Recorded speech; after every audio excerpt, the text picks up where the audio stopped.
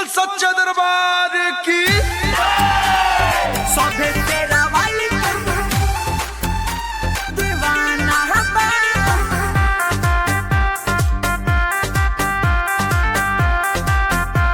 दीवाना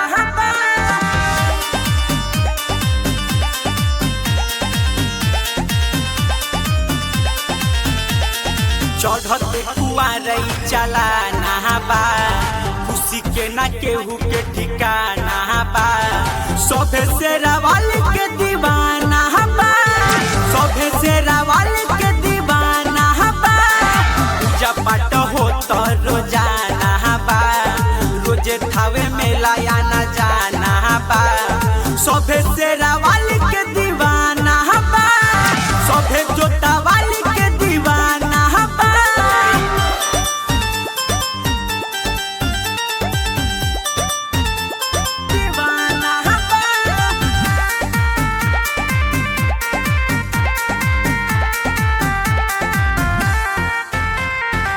माई के महिमा के जाने जग सारा गुजरा धरती गगन हो आज के देखी के ऐसन नजारा खुशी से झूमता मन हो खुशी से झूमता मन हो माई के महिमा के जाने जग सारा गुजला धरती गगन हो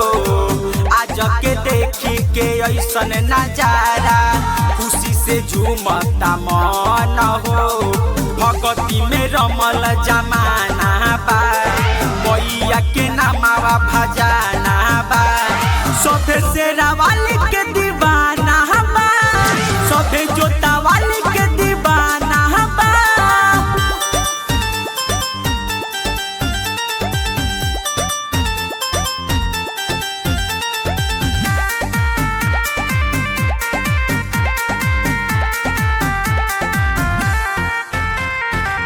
बढ़ेला पाप धरती पजे जाता लेवेली माई अवतार हो पापिया दुष्ट निशाचर के मैया करेली संहार हो करेली संहार हो बढ़ेला पाप धरती पजे जाता लेवेली माई अवतार हो पापिया दुष्ट निशाचर के मैया